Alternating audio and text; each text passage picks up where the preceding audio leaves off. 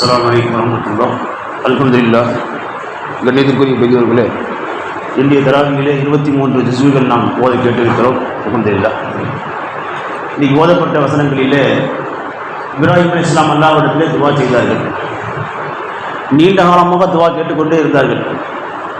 ரப்பி ஹபிலி மினஸ் சாலிஹீன், ரப்பி ஹபிலி மினஸ் சாலிஹீன், யா அல்லாஹ் எனக்கு சாலிகான குழந்தையை கொடு, எனக்கு சாலிகான குழந்தையை கொடு என்று குழந்தைக்காக துவா கேட்டுக்கொண்டே இருந்தார்கள். 90 வயது வரைக்கும் குழந்தை பாக்கியம் அல்லாஹ் கொடுக்கவில்லை. 90 வயதுக்கு பிறகுதான் அல்லாஹ் தஆலா அவர்களுக்கு ஒரு குழந்தையை தந்தார். இப்போ பஷர்னாஹு பிகுலாமின் ஹலீம், சாந்தமுள்ள ஒரு குழந்தை அல்லாஹ் தஆலா இப்ராஹிமுக்கு நாம் சுபச்செய்தி தந்தோம், சுபச்செய்தி கூறினோம், உங்களுக்கு ஒரு குழந்தை பிறக்க போகுது, அது சாந்தமுள்ள குழந்தையை கொடுக்க போகிறோம் அப்படின்னு சொல்லி நாம் இப்ராஹிமுக்கு சுபச்செய்தி கூறினோம் என்று அல்லாஹ் கூறுகிறார். அப்போ நீண்ட காலமாக குழந்தை இல்லை, துவா கேட்டுக்கிட்டே இருந்தாங்க நபி இப்ராஹிம் அலைஹிஸ்ஸலாம், அல்லாஹ்வுடைய கலீல் அவர்கள். அல்லாஹ் உடனே குழந்தையை கொடுத்துடல, கேட்டுக்கிட்டே இருந்தாங்க. 1 வருஷம் 2 வருஷம் இல்லை, 90 வயசு வரைக்கும். இதே மாதிரி ஜக்கரியா அலைஹிஸ்ஸலாம் அவங்களும் கேட்டுக்கிட்டே இருந்தாங்க, வயது முதிர்ச்சி அடைகிற வரைக்கும் அல்லாஹ் கொடுத்தான். அதே மாதிரி இப்ராஹிம் அலைஹிஸ்ஸலாம் அல்லாஹ் கொடுத்தான். குழந்தையை கொடுத்த பிறகு அந்த குழந்தை கொஞ்சம் வளர்ந்து நடக்க ஆரம்பித்த பிறகு பழமா பழக மரபு சரிய அந்த குழந்தை இப்ராஹிமோடு சேர்ந்து நடக்க துவங்கிய பொழுது, அப்போ நடக்க அளவுக்கு குழந்தை பெருசாகிடுச்சு. ஒரு 7 வயசு 5 வயசு 7 வயசுன்னு வைங்களேன். அந்த அளவுக்கு குழந்தை பெரிய குழந்தையாக ஆகி நடக்க ஆரம்பிச்சிருச்சு, ஓட ஆரம்பிச்சிருச்சு. இந்த மாதிரி தருணத்தில் இப்ராஹிம் அலைஹிஸ்ஸலாம் சொன்னார்கள், கால யா புனைய இன்னி அராஃபில் மனாமி அன்னி அதபமுக்க ஃபர்துர் மாதா தரா. அருமை மகனே, நான் ஒரு கனவு பார்த்தேன், அந்த கனவுல உன்னை அறுக்கிற மாதிரி கனவு பார்த்தேன், மாதா தரா, நீ என்ன நினைக்கிற என்று கேட்டாங்க இப்ராஹிம் அலைஹிஸ்ஸலாம் மகன்கிட்ட. சின்ன குழந்தை தான், அதாவது தந்தை என்ன மகன்கிட்ட கேட்குறாங்க. சட்டத்தை கையில் எடுத்து நான் நினைத்ததை செய்வேன், நான் முடிவெடுத்ததை செய்து காட்டுவேன், என்னை யாரும் கேட்கக்கூடாது என்று தந்தை என்ன செய்யலைங்க, சர்வாதிகாரத்தனமாக அடக்குமுறை அடிப்படையில் செய்யலை. மகன்கிட்ட வந்து கேட்குறாங்க. அவன் மகன் என்ன சொல்கிறா பாருங்க, நான் கனவு பார்த்தேன், உன் அறுக்கிற மாதிரி கனவு பார்த்தேங்கிறார். இப்போ நம்மளாக இருந்தால் என்ன சொல்லிடுவோம்னா, போங்கத்தான் கனவு, இதெல்லாம் கனவு போயிட்டு நான் கூட தான் கனவு பார்த்தேன், உங்களை அறுக்கிற மாதிரி அறுக்கவா செஞ்சுட்டேன் அப்படின்னு திரும்பி பேசுவோம் இல்லையா? கனவை போய் சொல்கிறீங்களே தாரா, என்னென்னவோ கனவை பார்க்குறோம், இதை போய் வந்து மெனக்கட்டுக்கு சொல்கிறீங்களே அப்படின்னு சொல்லி எத்தனையோ பேர் தூக்கம் இல்லாமல் அவதிப்படுறாங்க. நீங்கள் நிம்மதியாக தூங்கிக்கிட்டு 10வது குறி கனவு வரை பார்த்துட்டு இருக்கீங்களான்னு கேட்போம். ஆனால் அந்த குழந்தை அப்படி கேட்கல, அதான் பார்க்க வேண்டிய விஷயம். யா அபத்தி ஃபஅல் மா துமர், அந்த குழந்தை சொல்கிறாங்க பாருங்க, யா அபத்தி இஃபஅல் மா துமர், அருமை தந்தையே இஃபஅல் மா துமர், உங்களுக்கு என்ன செய்ய வேண்டும் என்று சொல்லப்பட்டிருக்கிறதோ, அல்லாஹ்வுடைய புறமிருந்து உத்தரவு பிறப்பிக்கப்பட்டிருக்கிறதோ அதை செய்ய. சதஜுதுனி இன்ஷா அல்லாஹ் மினஸ் சாபிரீன், இன்ஷா அல்லாஹ் என்னை நீங்கள் பொறுமையாளராகவே பெற்றுக்கொள்வீர்கள், நீ பொறுமையாளராகவே நீங்கள் காண்பீர்கள் என்று அந்த குழந்தை சொல்லுங்கள். கண்ணியத்துக்குரியவர்களே, இப்ராஹிம் சொன்னது கனவு பார்த்தேன்னு சொல்றாங்க, மகன் பதில் சொல்றாரு. எப்படி என்ன உங்களுக்கு செய்ய வேண்டும் என்று உத்தரவு கொடுக்கப்பட்டிருக்கிறதோ, அல்லாஹ்வுடைய புறம் இருந்து ஆணை பிறப்பிக்கப்பட்டிருக்கிறதோ அதை நீங்க செய்ய. அப்ப நபியினுடைய கனவு அல்லாஹ்வுடைய கட்டளை என்றது குழந்தைக்கு தெரிஞ்சிருக்கு பாருங்க. நபிமார்கள் பார்க்கின்ற கனவும் அல்லாஹ்வுடைய வஹி கட்டளை தான், அது அல்லாஹ்வுடைய உத்தரவு, அதை செய்தாக வேண்டும் என்ற விவரம் அந்த குழந்தைக்கு தெரிஞ்சிருக்கு. அப்போ குழந்தை எப்படி வளர்த்துருப்பாங்க? இப்போ சாதாரணமாக அதை விளங்குற விஷயம். அந்த கனவு பார்த்தேன்னு சொல்கிறார், வகி வந்துச்சுன்னு சொல்லலை, ஜிப்ரீல் வந்தாருன்னு சொல்லலை, அல்லாஹ்வுடைய கட்டளை வந்திருக்குதுன்னு சொல்லலை, எப்படி சொன்னார்? கனவு பார்த்தேங்கிறார். மகன் எப்படி சொல்கிறார் பாருங்க. அப்போ அந்த கனவு என்பதும் அல்லாஹ்வுடைய கட்டளை தான், அதுவும் அல்லாஹ்வுடைய உத்தரவு தான். நம்முடைய கனவும் நபியினுடைய கனவும் ஒன்றல்ல. நபிமார்கள் பார்க்கின்ற கனவு அல்லாஹ்வுடைய கட்டளை, அது வகி. ஆகவே நீங்கள் அல்லாஹ்வுடைய புறமிருந்து எதை செய்ய வேண்டும் என்று உத்தரவிடப்பட்டிருக்கிறீர்களோ அதை நீங்கள் செய்யுங்கள், இன்ஷா அல்லாஹ் நான் பொறுமையாளராகவே இருப்பேன், நீங்கள் காண்பீர்கள் என்று அந்த மகன் இஸ்மாயில் அலைஹிஸ்ஸலாம் அன்னவர்கள் தந்தையிடத்தில் சொல்லுகிறார்கள். கண்ணியத்திற்குரியவர்கள், இந்த மாதிரி குழந்தைகளை வளர்க்க வேண்டும் என்பதைத்தான் இந்த வசனம் சொல்லி காட்டுகிறது. சிறு பிராயத்திலிருந்தே பிள்ளைகளை இறை நம்பிக்கையை ஊட்டி ஊட்டி ஊட்டி அல்லாஹ்வுடைய சிந்தனையை குழந்தைகளுக்கு சிந்தனையில ஏற்படுத்தி அல்லாஹ்விடத்துல கேட்க வச்சு அந்த மாதிரி உருவாக்கணும். அந்த மாதிரி பிள்ளைகளை உருவாக்கினா தான் இந்த மாதிரியான இஸ்மாயில் அலைஹிஸ்ஸலாம் போன்ற பிள்ளைகள் உருவாவார்கள். நம்ம இன்னைக்கு ரமலான்ல முடிஞ்சு பக்ரீத்தில் துல்ஹஜ் மாசத்துல பிறை 10ல் எல்லாரும் குர்பானி கொடுக்கிறோம். இந்த அடிப்படையில் தான் குர்பானி கொடுக்கிறோம். இப்போ கனவு முடிஞ்சிருச்சு, இப்போ விளக்கம் சொல்லிட்டாரு. உடனே இப்ராஹிம் அலைஹிஸ்ஸலாம் அண்ணவர்கள் மகனை அழைச்சிட்டு போயிட்டாங்க மினாவுக்கு. மினாவில் போய் குழந்தையை அறுக்கிறதுக்கு புறப்பட்டாங்க. பலம்மா தல்லகுலில் ஜபீன், இப்ராஹிம் அலைஹிஸ்ஸலாம் அண்ணவர்கள் குழந்தைய இஸ்மாயில் அலைஹிஸ்ஸலாத்தை தரையில் படுக்க வச்சு கத்தி எடுத்து அறுக்க போகிறாங்க. கத்தி எடுத்து அறுக்க போகிறாங்க. அவர் நீண்ட வரலாறு சொல்லப்படுகிறது. இப்போ கத்தி அறுப்படலை. பிறகு என்ன செய்கிறாங்க, குப்புற படுக்க வச்சு பின்பக்கமாக இருக்கலாம், முகத்தை பார்த்து அறுத்தோம்னா அந்த அன்பு பாசம் தடையாக இருக்கும், அதனால் அறுக்க மாட்டேங்குது கூட தெரியுதுன்னு சொல்லி குப்புற படுக்க வச்சாங்க என்றெல்லாம் நிறையா தஃசீர்களில் என்ன சொல்லப்பட்டிருக்காரு.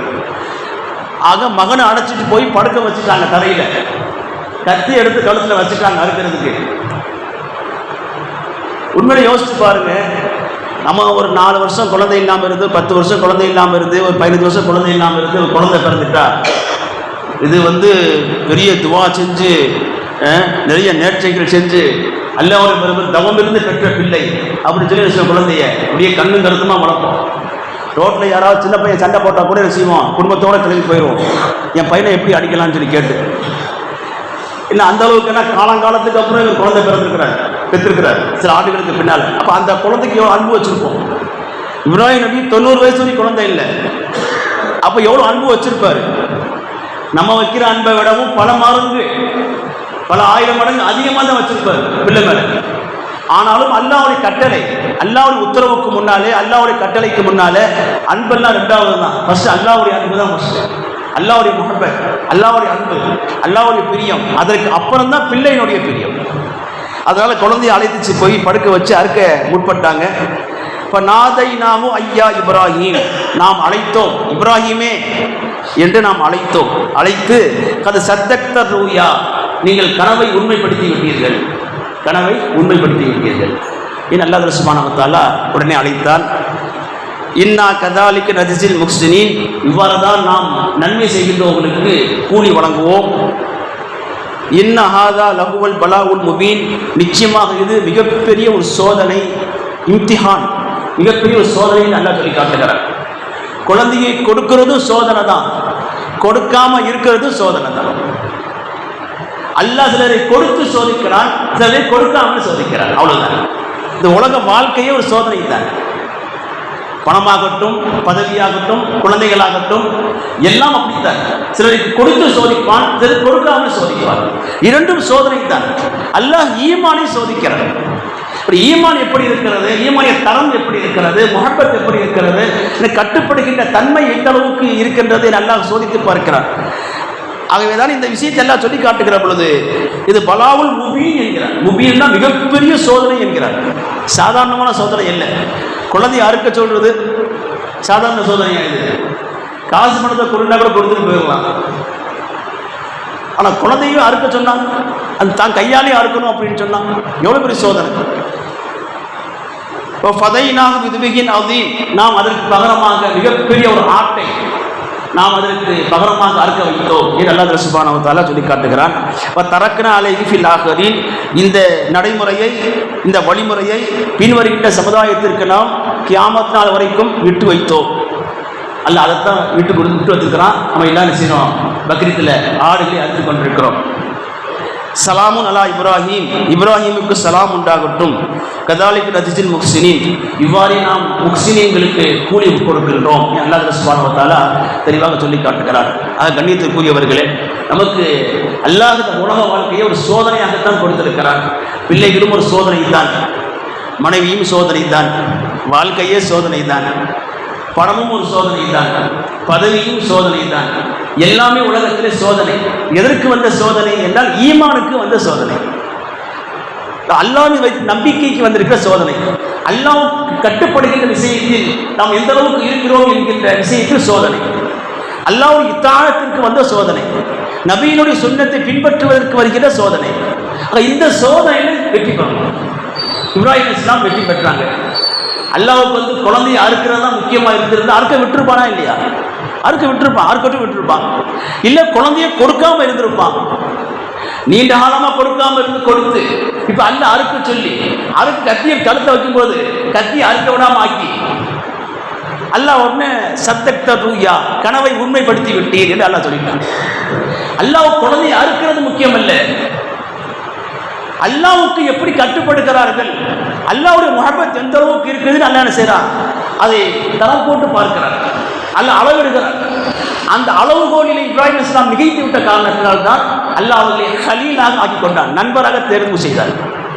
வாழ்க்கையில எல்லார் வாழ்க்கைகளிலுமே சோதனைகள் என்பது இருக்கிறது, அது அடுக்கடுக்காக தொடர்ந்து வந்து கொண்டிருக்கும். அத்தனை சோதனைகளையுமே நாம் அல்லாஹ்வுடைய முறையில் வந்திருக்கிறது. அல்லாஹ்வே சரி செய்வான்.